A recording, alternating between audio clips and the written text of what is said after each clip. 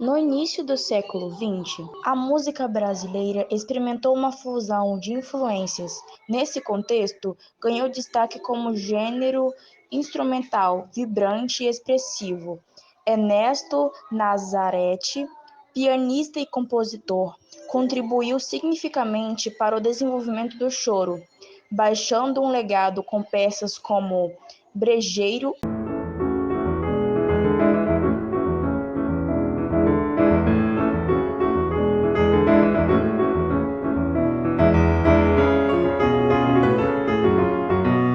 Chiquinha Gonzaga, por sua vez, foi uma figura marcante, compositora, pianista e metrista. Ela desafiou as convenções da época ao compor a primeira marcha cavalesca, O Abre Alas, em 1899. Vou abrir alas, eu quero passar. Peço licença pra poder desabafar. A jardineira abandonou meu jardim, porque a rosa resolveu passar de mim. A jardineira abandonou meu jardim, porque a rosa resolveu passar de mim. Sua influência não se limitou à música, sendo também uma defensora dos direitos das mulheres. Além desses, Bexiguinha, um dos grandes nomes do choro do samba, começou a se destacar nesse período. Sua contribuição foi fundamental para a consolidação desse gênero, como expressões autênticas da cultura brasileira. Esses artistas desempenharam papéis cruciais na formação da identidade musical do Brasil durante as primeiras décadas do século XX, deixando o legado de perdura até os dias de hoje. Contexto histórico. No início do século XX, enquanto o Brasil vivenciava transformações culturais e políticas entre 1912 e 1921, o cenário global era marcado por um dos eventos mais impactantes da história contemporânea, a Primeira Guerra Mundial, que ocorreu de 1914 a 1918. Enquanto as potências mundiais estavam imersas em conflitos devastadores, esse período de intensa turbulência internacional influenciava diretamente a economia brasileira. A guerra deixava sua marca no país, moldando não apenas a dinâmica política e econômica, mas também se refletindo nas expressões culturais, incluindo a evolução da música brasileira. Diversidade musical. Nesse contexto efervescente entre 1912 e 1921, a música brasileira florescia em meio a uma notável diversidade de estilo. Era um verdadeiro sincretismo sonoro, onde as influências europeias, africanas e indígenas se entrelaçavam de maneira única. A fusão de gêneros como o choro, o maxixe e os embriões do samba tornava a cena musical excepcionalmente rica. Artistas como Chiquinha Gonzaga, Pixinguinha e Donga desempenhavam papéis fundamentais da construção dessa tapeçaria musical diversificada. O choro, como por exemplo, com sua complexidade musical, encontrava-se lado a lado com o ritmo contagiante do maxixe, enquanto o samba recém-nascido começava a dar seus primeiros passos. Essa profusão de estilos não apenas refletia a rica herança cultural do Brasil, mas também sinalizava a busca por uma identidade musical única e autêntica. Curiosidades. Uma curiosidade é que Chiquinha Gonzaga era muito engajada em movimentos sociais. Além de suas contribuições musicais, Chiquinha Gonzaga era uma voz ativa em movimentos sociais, defendendo principalmente os direitos das mulheres e combatendo a discriminação racial. Principais artistas da época. Chiquinha Gonzaga, Pixinguinha e Donga eram os principais artistas da época. Chiquinha Gonzaga, uma pioneira multifacetada que desafiava na época todas as normas, como sendo compositora e pianista. Pixinguinha, influente na consolidação do choro, deixando seu legado duradouro para sempre. Artista esse que nunca foi e nunca será esquecido. Donga, esse que foi o coautor de Pelo Telefone, a principal música da época, uma peça-chave na gênese do samba, música que deixou um grande legado e que capinou a estrada para muitas pessoas passarem atualmente. Que foi uma inovação contextual, a primeira música gravada considerada samba, um marco crucial na evolução da música popular brasileira. O chefe da polícia pelo telefone manda me avisar que na Carioca tem uma roleta para se jogar.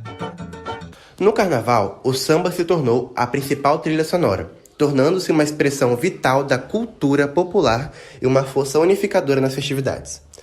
Além do carnaval, os salões de teatros urbanos eram cruciais para a produção e apreciação musical, capturando a efervescência musical das cidades brasileiras.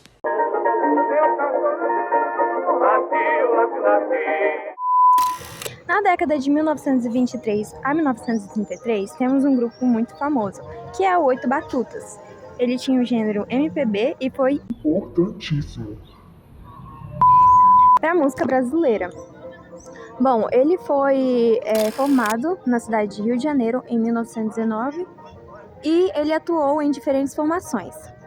Entre várias viagens artísticas, que incluem uma temporada na França em 1922 e diversas excursões pelo Brasil, em diferentes momentos desde o ano de sua formação, os Oito Batutas estiveram na Argentina entre os fins de 1922 e os primeiros meses de 1923. Na foto a gente consegue ver o Empire Teatro em Buenos Aires, onde o Oito Batutas eles também estrearam. Logo depois, esse teatro ele foi destruído, em 1932.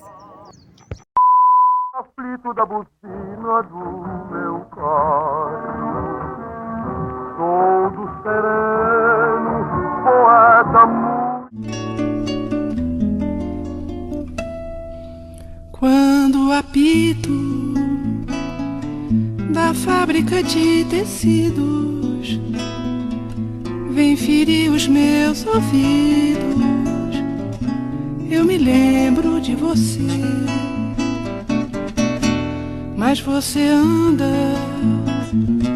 sem dúvida bem zangada, e está interessada. Bom, como sabemos, somente na década de 1920 é que o samba ele se estruturou-se como é conhecido modernamente, esse samba que trazia inovações no ritmo. Dentro desse samba, temos alguns artistas, e um artista deles foi o Noel de Medeiros Rosa.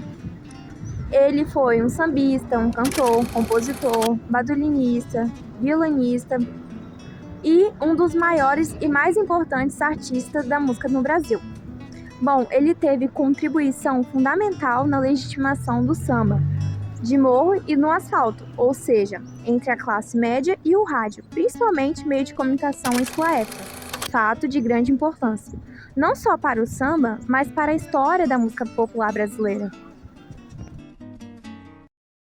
Vale lembrar também que em 1922 ocorreu a Semana da Arte Moderna, que foi uma manifestação artístico-cultural que ocorreu no Teatro Municipal de São Paulo, entre os dias de 13 a 17 de fevereiro de 1922. South American Drink Samba!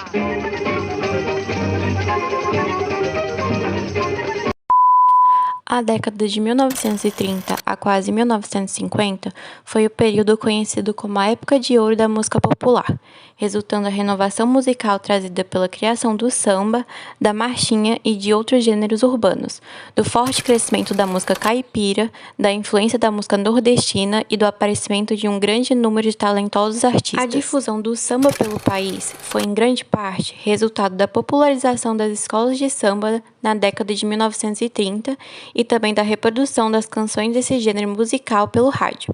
Com o passar do tempo, a evolução do samba levou ao surgimento de subgêneros como samba enredo, pagode, bossa nova e entre outros. Foi também fruto das inovações tecnológicas como o rádio, a gravação eletromagnética do som e o cinema falado, que contribuíram para criar uma importante indústria cultural no país. Dois principais artistas de destaque dessa época foram Francisco Alves e Carmen Miranda. Nem sei que dor que me dá, me dá, ioiô. Francisco de Moraes Alves, também conhecido como Chico Alves ou Chico Viola, foi um cantor, compositor e violinista brasileiro nascido no bairro Carioca da Saúde, no Rio de Janeiro. Com uma carreira de 35 anos ininterrupta de atividade, cognominado O Rei da Voz, gravou mais de 1.173 discos.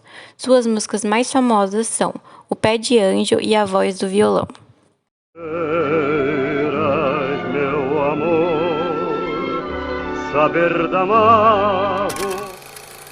Carmen Miranda foi uma cantora, atriz e dançarina brasileira conhecida mundialmente como Brazilian Bombshell e Pequena Notável. Portuguesa de nascimento e brasileira de criação, foi a primeira mulher a assinar contrato com uma rádio no Brasil. Suas músicas mais famosas foram Pra Você Gostar de Mim, O Que É Que a Baiana Tem e Mamãe Eu Quero. Drink samba!